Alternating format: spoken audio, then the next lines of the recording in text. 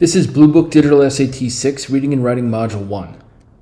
Whether C is creating small paintings and illustrations or large public artworks such as ballet, a copper cutout of traditional Mexican dance in the San Francisco International Airport, she is blank direct experience, drawing from memories of her childhood in Texas or details of her current surroundings in California. Complemented by, uncertain about, unbothered by, inspired by. Well, in this case, if you look at what comes afterwards, right? If you look at the drawing from memories, it's clear that inspired by makes the most sense. She's using her memories to inform her current artwork. Disproving the common misconception of native art as blank, the painters whose work appears in the collection at the National Museum of the American Indian employ a range of styles. There are artists working in the traditional arts of their specific tribal communities, artists working in European modernist or American abstract expressionist art traditions, and artists blending various traditions into something wholly new.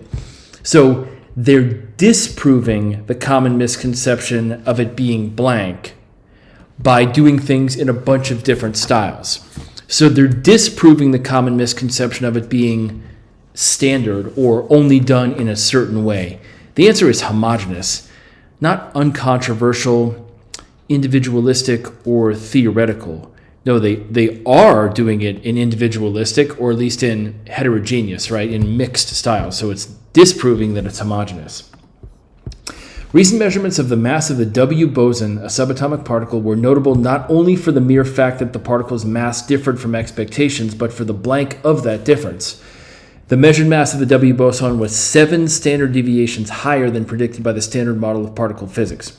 So if you look at the explanation after the colon, it was 7 standard deviations higher, which is effectively the definition of the blank of that difference. I would have said the extremity, so cause, existence, implication, or scale. It's scale of that difference, right? The scale was that it was extremely different. It was 7 standard deviations, which is statistically very unlikely. Birds sing to communicate over potentially great distances. For this reason, many researchers believe that birds in densely vegetated habitats generally sing at lower frequencies than birds living in comparatively sparse habitats, since dense vegetation tends to blank the distance that high-frequency sounds can travel. Dense vegetation tends to exceed, diminish, encompass, or conceal.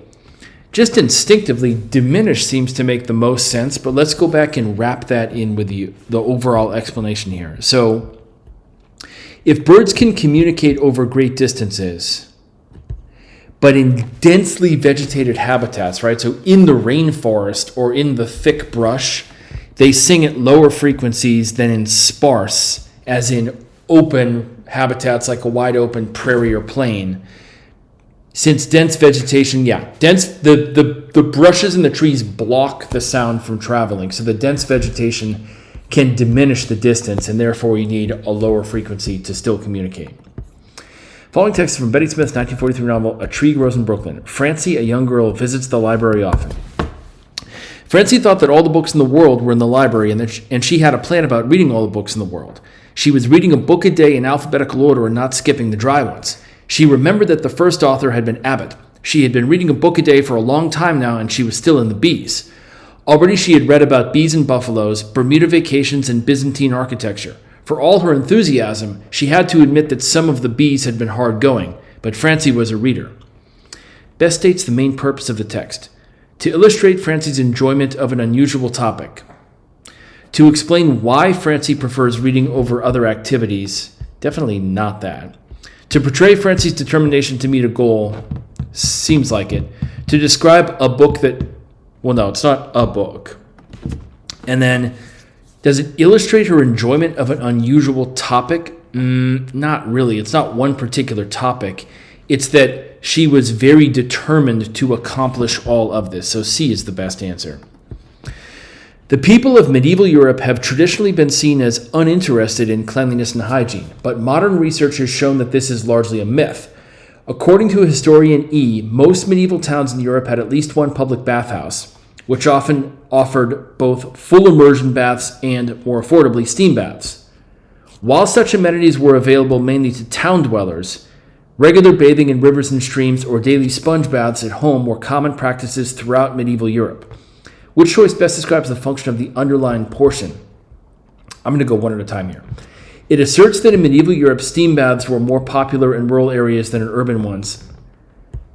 I don't think so. It describes a limitation of earlier historians' studies of medieval European bathing habits. Definitely not, because it has nothing to do with whether they were able to study it previously. It concedes that not all people in medieval Europe had access to public bathhouses. While such amenities were available mainly to town dwellers, yes, as in most medieval towns in Europe had at least one public bathhouse, and that is the amenity to which it's referring, so I believe it's that. It explains why Jay decided to study the popularity. No. And it's not A, because it doesn't comment on whether the steam baths were more popular in certain areas than other ones. It's more like saying, even though they didn't have the public bathhouses in rural areas, they still kept clean in rural areas in other ways. But C is the best answer for the specifics of what's underlined. When classical pianist M.A. performs, it appears as if the music is coming to her spontaneously. She's highly skilled technically, but because of how freely she plays and her willingness to take risks, she seems relaxed and natural. Her apparent ease, however, is due to a tremendous amount of preparation. Despite A's experience and virtuosity, she never takes for granted that she knows a piece of music. Instead, she approaches the music as if encountering it for the first time and tries to understand it anew. The main purpose: to provide details about how A identifies which pieces of music she will perform. Definitely not. To assert that A's performances look effortless because of how she prepares for them. Maybe. To discuss the kinds of music A feels most comfortable encountering for the first time. No, it's not about the specific kinds of music. It's about it looks like she's doing it spontaneously, but she's actually not. So it has to do with her way of getting ready and studying thoroughly. To describe the unique way that A approaches music she hasn't performed before, no. It's B as in boy. It looks effortless, but it's not actually. It looks effortless because she has done a tremendous amount of preparation. An excavation in Sea Cave in central Mexico has upended the belief that approximately 13,000 years ago, a group known as the Clovis people were the first human inhabitants of North America. More than 200 crude stone tools were found embedded in a layer of earth that is up to 33,150 years old, revealing that humans occupied the cave thousands of years before the Clovis people reached the continent. The objects uncovered in Sea Cave are intriguing, but it is premature to characterize them as tools. The stone pieces are so roughly shaped that they may have simply fractured from rocks during natural geological activity in the cave. Moreover, their unearthing has thus far not been accompanied by discoveries of other signs of human activities or even traces of human DNA from surfaces.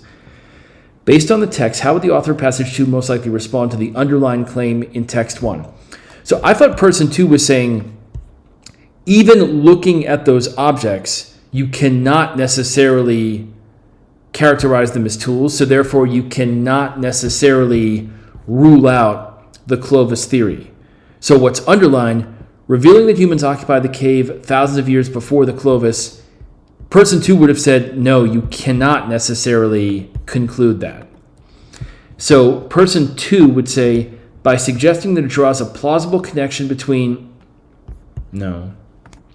By asserting that it rests on an assumption about the stone pieces that is not sufficiently supported by available evidence, maybe. By acknowledging that it will most likely be proved correct when, not necessarily.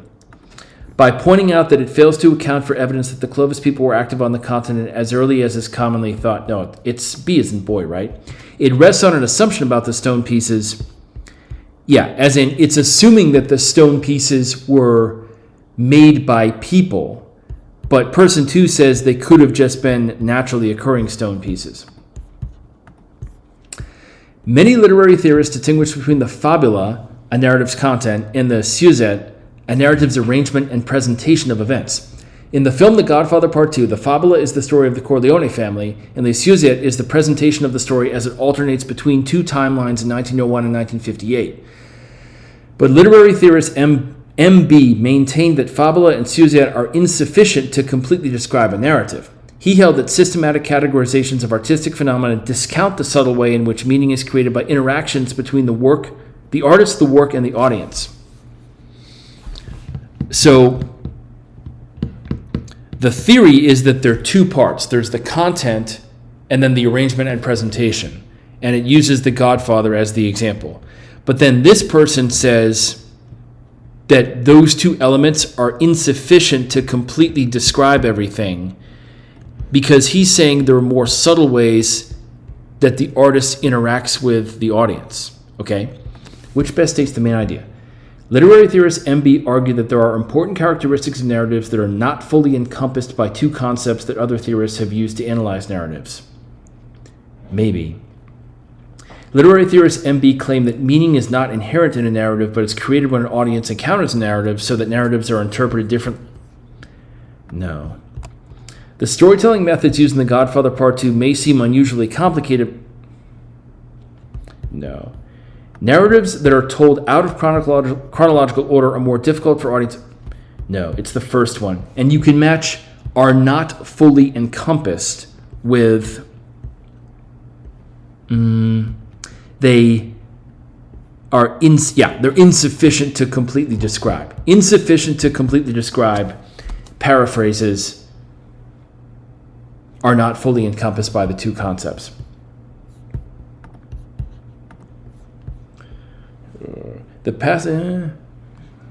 So normally for these, I try to get the very high level summary by just glancing at the chart first. Now, so the first three rows became extinct during the 20th century.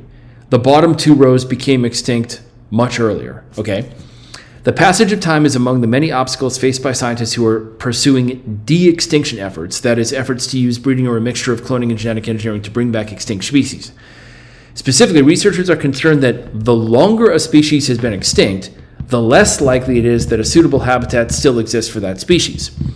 Among candidate species for de-extinction, this problem would be especially concerning for the longer it has been extinct, as in the ones that went extinct the longest in the past, that would be the most concerning. So it seems like it should be the saber-toothed cat. Let's go one at a time. Passenger pigeon, which became extinct, no. Saber-toothed cat, which became extinct 11,000 years ago, sure. Woolly mammoth, which became extinct 7,000 years before. Well, that shit's wrong anyway. I guess theoretically it could have been the woolly mammoth, but this is wrong. The woolly mammoth became extinct several thousand years before. No, it's several thousand years after, right? Or I guess it's 3,600 years after. Or I'm sorry, 4,600 years, because it's from 11,000 years ago to 6,400 years ago. So that's just wrong. Caribbean, no. The Yellow Wallpaper is an 1892 short story by CPG. In the story, the narrator expresses mixed feelings about her surroundings. Expresses mixed feelings about her surroundings, as in ambivalence, right? Some positive and some negative attributes. This wallpaper has a kind of subpattern in a different shade, a particularly irritating one, for you can only see it in certain lights and not clearly then. No, that's just negative. By moonlight, the moon shines in all night when there is a moon. I wouldn't know it was the same paper. That's more just like lack of assuredness. So no. I'm really getting quite fond of the big room, but all that hard wallpaper. Yes, because that's a positive and a negative. The color is repellent, almost revolting. A smoldering, unclean yellow, strangely faded from... No, because that's just negative. So this is the only one that's ambivalent, right? Mixed feelings. Okay. Land area covered by native flowering plants at a site in Antarctica.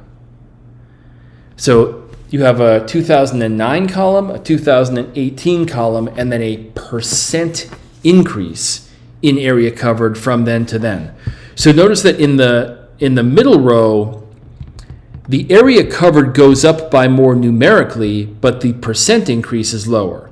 Whereas in the bottom, it's a small area to still a small area, but as a percent change, it's much larger.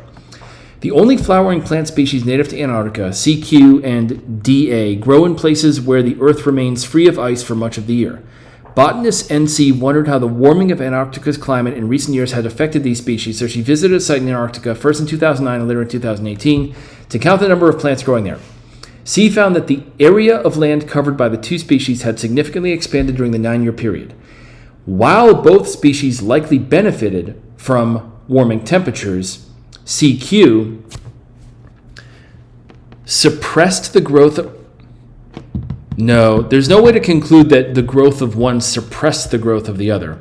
Saw a greater expansion than DA did, increasing the area of land it covered by more than half.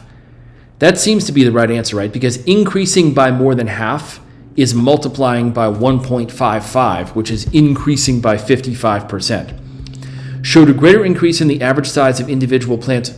No, it's not the size of individual plants. It's how much area the plant covers. Covered land newly freed from ice at a rate 55% faster than...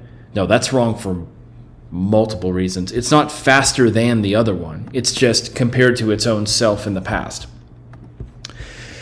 As media consumption has become increasingly multi-platform and socially mediated, active news acquisition has diminished in favor of an attitude known as News Finds Me, NFM, in which people passively rely on their social networks and ambient media environments for information about current events. HG and TD examined data on a representative group of adults in the United States to determine participants' strength of NFM attitude, political knowledge, and political interest. Although no major election took place sufficiently near the study for G and D to identify causality between NFM and voting behavior, they did posit that NFM may reduce voting probability through an indirect effect. Which finding of true would most directly support the idea advanced by G and D? So they're studying whether NFM, they're studying the connection between the news finds me attitude and whether people know about politics and maybe whether they vote. So even though no election took place at that time, they posited, right? They hypothesized that it may reduce voting probability through an indirect effect. So I'm guessing that in the correct answer choice, it will show you what that indirect effect would be. It would say that NFM causes one thing, and that thing causes changes in voting. NFM attitude tends to increase in strength as major elections approach, and people are significantly more likely to vote in major elections than minor elections. No, that's not an indirect effect. NFM attitude has a strong negative effect on political knowledge and interest, and there is known to be a strong positive correlation between political knowledge and interest and the likelihood of voting. Yes, I think that's the answer, but let's come back. Political interest is known to have a strong positive effect on likelihood of voting, but shows only a weak positive effect on political knowledge. And NFM attitude shows little correlation with either.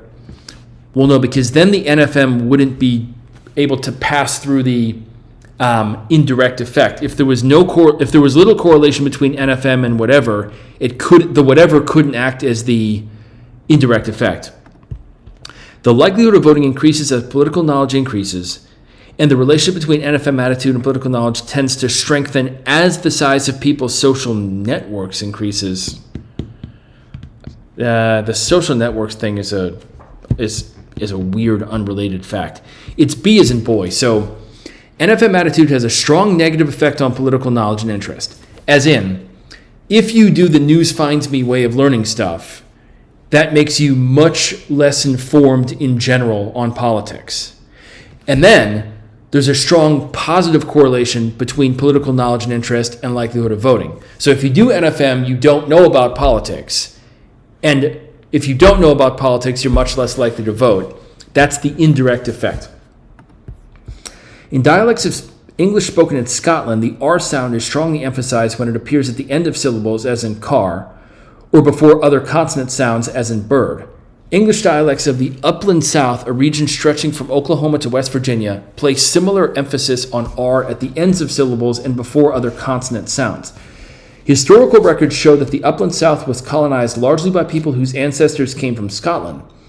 Thus, linguists have concluded that, well, I would have just said that those are connected. So if they speak the same way in a certain part of the U.S. as in Scotland, and in that part of the U.S. your ancestors came from Scotland, then it all links together. Let's see. The English dialects spoken in the Upland South acquired their emphasis on the R sound from dialects spoken in Scotland. Maybe. Emphasis on the R sound will eventually spread from English dialects spoken in the Upland South to dialects spoken elsewhere. No, you don't have to speculate on what would or might happen in the future. The English dialects spoken in Scotland were influenced by dialects spoken in the Upland South. Well, no, that's the other way around, right? It's that it came from Scotland to the U.S. People from Scotland abandoned the... No, because they still have that same sound. In 2016, biological anthropologist H and her team investigated the evolution of the appendix, an intestinal organ that is present in some mammals, including humans, but is generally thought to have no function.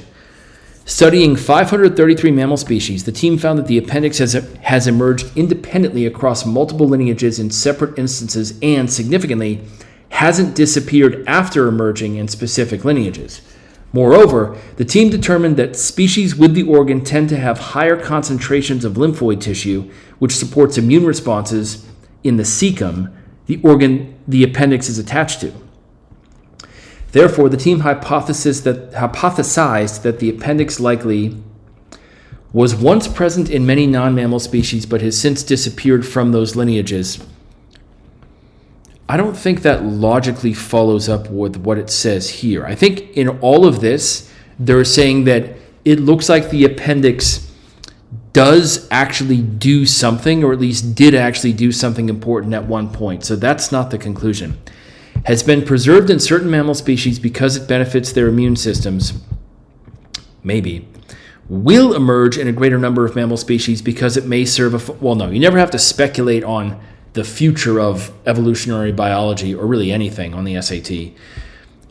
Produced higher concentration of lymphoid tissue in mammals in the past than it does currently. No, it's got to be B as in boy, as in the reason it was preserved is that it benefits the immune system, right? So it emerged independently and it was preserved in at least most cases here, and it leads to concentration of lymphoid tissue for immune response. A harpsichord may look just like a piano, but the difference between the two instruments is easy to hear. When a harpsichord's keys are pressed, the strings inside the blank are plucked, not struck. Well, you can explain, it's definitely not A as an apple, because what comes before the colon needs to be able to stand on its own, right? So when a harpsichord's keys are pressed, the strings inside the instrument, that's not a sentence, so it can't be that. Is it a long or logical pause? Let me say it with C as in cat. When a harpsichord's keys are pressed, the strings inside the instrument are plucked, not struck. No. Is it a regular pause? When a harpsichord's keys are pressed, the strings inside the instrument are plucked, not struck. No, it's just nothing, right? When a harpsichord's keys are pressed, the strings inside the instrument are plucked, not struck. Some people really struggle saying it's no punctuation, but the no punctuation one tends to be the right answer more than random. He was just the man for such a place, and it was just the place for such a man. This line is from Frederick Douglass's autobiography, Narrative of the Life of Frederick Douglass, 1845. It's an example of antimetaboly, a writing technique that blank emphasis by repeating a statement in a reversed order. A writing technique that, well, the answer is just creates, right? Because the technique creates emphasis. All of the others are conjugated wrong, or, they're mismatches of tense or conjugation. Technology such as microphones and inkjet printers are made using piezoelectric materials, which generate an internal electric field when pressure is applied to them. The toxic nature of some of these materials recently led a team from the University of Sheffield to investigate how... but it's not a question, right? It's not actually an interrogative, so these are gone. The toxic nature led a team to investigate how their use could be better regulated. To investigate it's B. Each night in Gijón, Spain, a section of the city's marina is bathed in a soft green glow. The source of the glow is the Árbol de la Sidra, a large sculpture made up of 3,200 recycled glass bottles. A lamp inside the tree-shaped structure blank the green glass. Well, inside the tree-shaped structure as a unit is a prepositional phrase. So you could almost cross that out and jump over it for the purposes of matching subject and verb. A lamp blank the green glass. A lamp, well, and now it's just matching the tense. So if you look at the previous sentence, the source of the glow is, right? Actually, all of the other verbs in here. A section of the city's marina is. So it's all present tense. The glow is the sculpture. A lamp illuminates in the present tense. French philosopher René Descartes doubted whether he could prove his own existence. Eventually, he found proof in his famous phrase, "I think, therefore I am." The blank complexity, only those who exist would be able to ponder their existence. And this is about possessive. So is it phrases plural possessive? No, because there's only one phrase, right? And it's not possessive. It definitely is possessive. The phrase's simplicity, the single phrase has simplicity, but the single phrase has its complexity, not their complexity, because there's only one phrase. Fans of the film Moana 2016 may not know that the deep and humorous voice behind the blank belongs to comedian, actor, and musician Jermaine Clement. The versatile performer has appeared in everything from television commercials to action movies, but voice acting specifically has become a notable part of his career. They may not know that the deep and humorous voice behind the character Tomatoa the crab belongs to... Okay, so going one at a time, it's not C as in cat because what comes before the colon can't stand alone. They may not know that the deep and humorous voice behind the character... No. And then between the remaining answer choices, it has to do with whether you would pause and where. The correct answer is A, but let's cross off the other ones. I'm going to read it with B as in boy. They may not know that the deep and humorous voice behind the character Tomatoa the crab belongs to comedian, actor, and musician. No, but close. And then D as in dog. They may not know that the deep and humorous voice behind the character Tomatoa the crab belongs to... No, that one's very wrong. It's correct to just not pause at all, though. They may not know that the deep and humorous voice behind the character Tomatoa the crab belongs to comedian, actor... Yeah, it's most logical to say it without pausing. Celebrated Tiwa potter Maria Martinez made her signature all-black ceramic vessels using a heating technique called reduction firing. This technique involves smothering the flames surrounding the clay vessel. Blank, the vessel takes on a shiny black hue. On the contrary, for example, previously, as a result. She uses the technique called reduction firing. Okay. This technique involves smothering the flames surrounding the clay vessel. Blank, the vessel takes on a shiny black hue. If you smother the flame, then it takes on the shiny black hue. So this is sort of like just logically continuing. Definitely not on the contrary, because it's not the opposite. It's not for example. And it's definitely not previously. So it's just as a result, right? Yeah. Then, or like, I guess you could have put into the blank like, when you do so, or when you do this, or after doing this, the vessel takes on, so as a result. In the early 1970s, AP took up graffiti art, spraying his work onto what was at the time an unconventional surface, concrete. Blank, Albert's son David has chosen an unusual canvas for his new art project, Fractured. In this remarkable work, the artist draws charcoal faces onto fragmented ice floes in Finland, creating the visual effect of a face slowly fracturing. So in the early 70s, this person did this unusual thing. Blank, his son David has chosen an unusual canvas for his new project. So his son David also chooses an unusual canvas. Is it, however, indeed, second, or likewise? The answer is likewise, right? Because it's similarly. So in the 1970s, the dad did it in one weird way. Similarly, the son is now doing it in his own weird way. So it's actually in parallel that they both do unconventional things. MEP, a successful entrepreneur during the Gold Rush era, earned the moniker Mother of Human Rights in California after successfully challenging discrimination in the state. Blank, in 1866, She sued a streetcar company for denying her and other black riders service, a suit she eventually won when the California Supreme Court declared it illegal for carriers to exclude passengers based on race. She earned the moniker, as in the title, Mother of Human Rights in California after she successfully challenged discrimination in the state. I would have said that this told in more detail exactly what she did. It's definitely not for this reason, because that would be saying cause and effect, right? The second thing was an effect of the first thing. No. Then,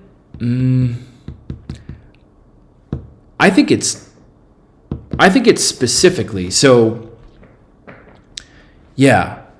So I would have said, like, in particular in 1866, or specifically, or to be precise, in 1866, or the way she did this in particular was in 1866.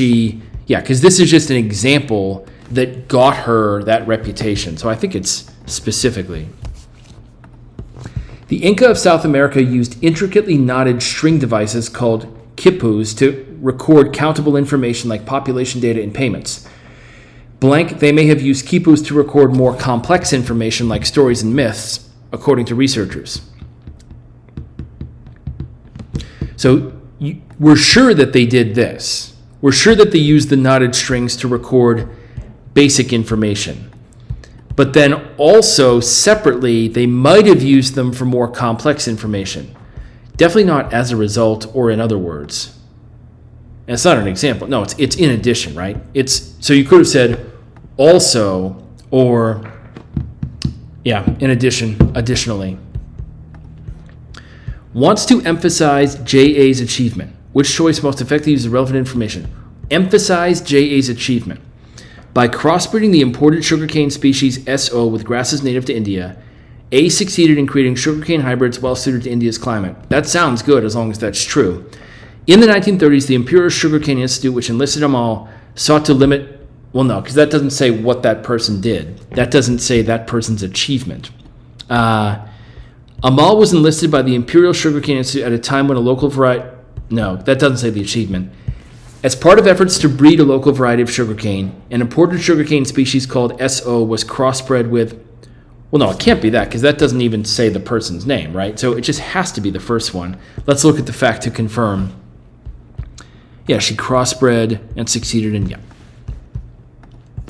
Specify how the salt enables energy storage. So without even looking at it, it has to be something like the salt enables energy storage through a complex atomic mechanism of electrons or whatever it is. It has to say how it works. Scientists have developed a freeze-thaw battery that contains molten salt, which liquefies when heated and solidifies at room temperature. I don't think that says how it enables energy storage, but I could be wrong. This one seems pretty scientific. Let's leave that. The stored energy in a freeze-thaw battery, which contains molten salt, can be used by reheating the battery. Again, I don't think that's how the salt enables storage. It has to say something like, the salt lets you store the energy by doing some chemical process.